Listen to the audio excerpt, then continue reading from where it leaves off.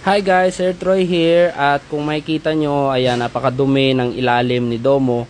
So bago ko siya itambak ay naisipan kong linisan muna yung kanyang ilalim na part ng makina, pati ang ating tambucho na kulay kalawang na.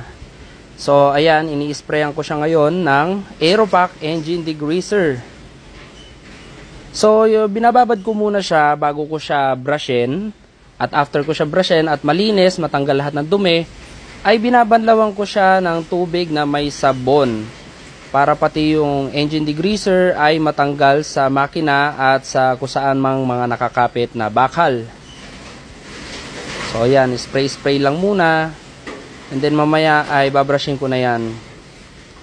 So thank you very much Aeropack Philippines. Ayan, yan ang paborito kong mga panglinis ngayon, chain lube, chain cleaner.